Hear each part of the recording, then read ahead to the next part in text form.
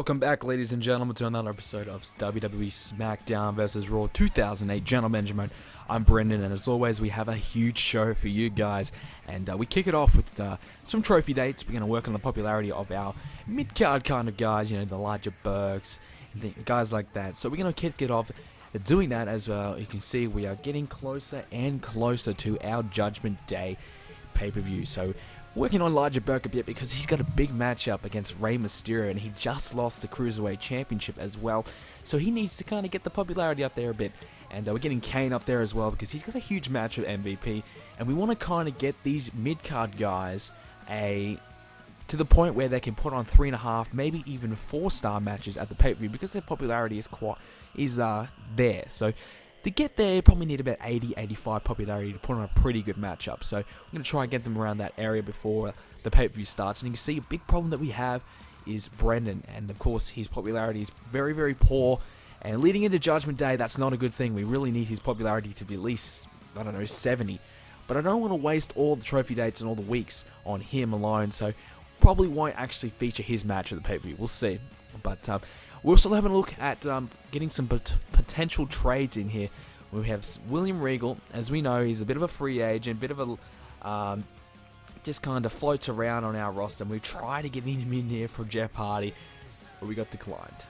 The coach wasn't buying it, so we might have to work William Regal up a little bit before we try and trade him out. So that might be something we do in the next couple of videos. But I would love to know who you guys want me to bring in, because having a look here, there's guys like Shawn Michaels, Triple H. I'm really looking at bringing in like a Batista or a Randy Orton or even Edge into our roster, because those guys would fit pretty well. But we'd have to sacrifice like a Marcus Corvon or Elijah Burke, someone like that, to kind of get them in. But I'd love to know who you guys want on the roster. Should I go all out and just try and get Triple H and Shawn Michaels and all the top guys and bring them all in? Or should we kind of keep it even and keep it interesting amongst the other shows by them having a few good guys and me having a few good guys and just working with who I have?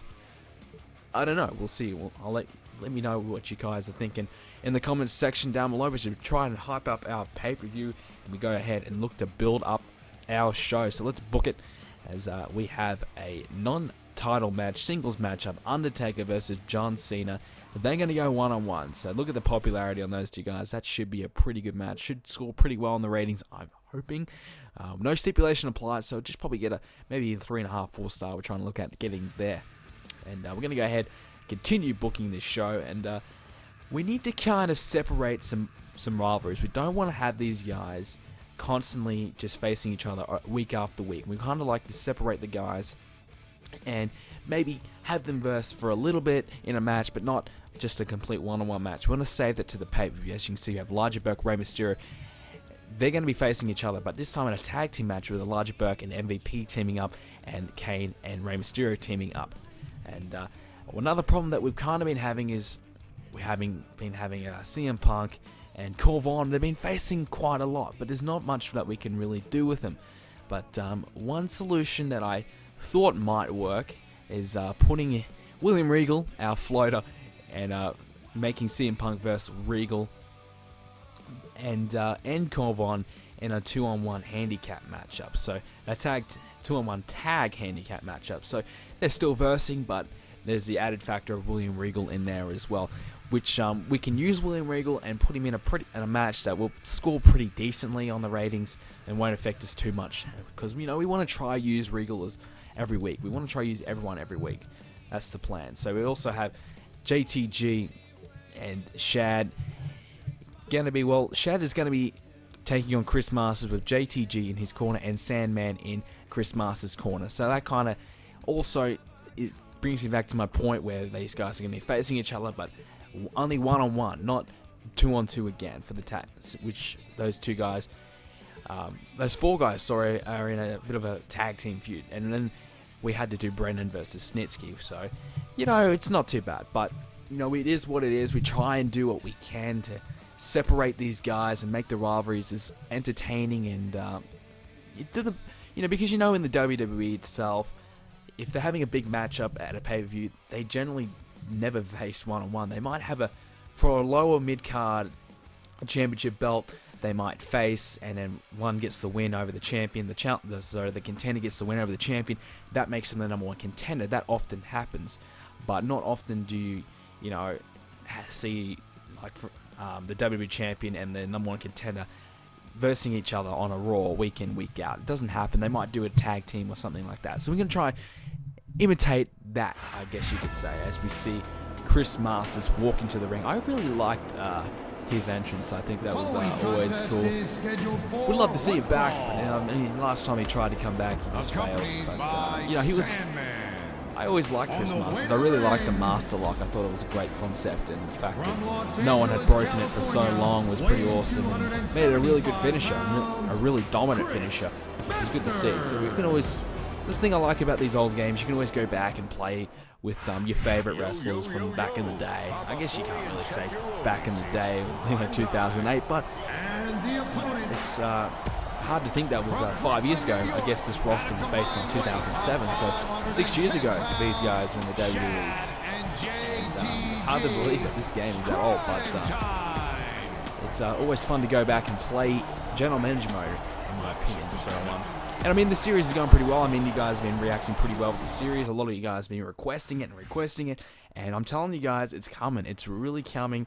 The General Manager mode videos, you're going to get bombarded with them in the near future, because I'm really starting to enjoy it. There was something that I just do maybe once a week, play GM mode, but now I'm kind of playing it and just going, wow, this is really good. So I just continue to keep playing it, and you're going to get more GM mode videos from me very, very soon, as long as you guys keep giving me suggestions of where we want to go. That's the thing. This series just isn't me dictating what I want to do. Most of it, yeah, it is, but I want you guys to give your input, and we can do what we can set matches, and we can do rivalries and things like that, make it pretty interesting for us all. And I like to get the fans involved and get everyone involved and trying to interact with the series, so it's something I really encourage you guys to do. So make sure you get those comments in down below as well. So we have Chris Masters and Shad. They're going one-on-one. As you can see, Sandman and JTG, they're standing out the ringside. They're the managers. They're not in the match. And let's see, can the Crime Time get a win? They've been struggling as of late to get any momentum, really. I mean, Chris Masters and the Sandman have been beating Crime Time week in, week out in their tag team contests. So can Shad get a big win in terms of a singles matchup? But it looks as though Chris Masters is on top here, and he smacks the leg down onto the mat, and he's going to go up to the top rope. We don't have to see him do that, and hits a big elbow off the top, as you see Shad's ribs in pain there. So we have a couple of weeks until Judgment Day pay-per-view, and we have our rivalry set. We've got everything set that we kind of want to do for Judgment Day, so you guys obviously know what's going to happen at Judgment Day. But stipulations, something that we haven't really discussed yet as well. What stipulations should we apply to these matches? Now, I don't know, should we go a stipulation for every match? Because stipulations will generally boost up the match. If you have a guy that's a specialty in that specific stipulation, that certainly boosts up the match rating as well. And that's what we want to do. We want to try and get the pay-per-view as highly rated as we can. So putting in these these stipulations will certainly do that. But we wanted to kind of keep it to the story, you know. We want to kind of make it, alright, so we have a ladder match between Crime Time and Masters and Sandman. Would that really suit these two, this feud? Or, you know, maybe we should do more of a hardcore. You know, we have a Sandman who's a hardcore genius, and, you know, I think Shad actually has a hardcore specialty. As we see, Chris Masters gets a roll-up and gets the pinfall out of nowhere. So Chris Masters pulling a quick one on Crime Time and gets another win to their resume. Wow, Crime Time is struggling right now. They really need a big win leading into Judgment Day, or their tag team championships are in jeopardy. So I guess I'm asking you guys a lot in this video for comments and suggestions and things. So once again, stipulations, it'll be something that I'll discuss to you guys in the next video as well. So have a think, you know, what stipulations should we do and what stipulations would suit these feuds, as we have a look at the winners, as we simulate the rest of the show. As you see, Chris Masters getting a win over Shad. Snitsky gets a win over Brendan. CM Punk defies the odds and wins in a handicap match. Mysterio and Kane beat Elijah Burke and MVP, and The Undertaker finally gets a one-on-one victory against John Cena. That's a big victory for The Undertaker. He definitely needed that. And now he has a 2-star, 2.5-star, 3-star, 3.5-star, and a 4-star rated for an overall 3-star rated show. So not too bad. We'll have a look at the competition. So ECW had a 3-star rated show, and Raw also had a 3-star rated show. So even week amongst all shows. So we won't gain any ground more than likely. We'll have a look anyways. And yeah, all evened up. Everyone just put on a pretty decent show. As we see, we're still dominating the Power 25, though. We have the top 3 guys from Smackdown in the Power 25, so that's always good. And we have to see JTG and Shad struggling to get in there, but they're still there as we have a look at our rivalries. And looking good, 6 weeks in, and we have some 2 thumbs up rated rivalries, so that'll certainly help out the pay-per-view show. And we have a look at our popularities as well as we go ahead and wrap up the show, guys. Hope you guys have been enjoying the General Manager Mode series. If you have, make sure you leave a like and subscribe, because there's a lot more General Manager Mode videos coming. And the pay-per-view is just around the corner. And I'd love to know your suggestions and comments in this comment section down below. So make sure you subscribe, because there's plenty more coming your way.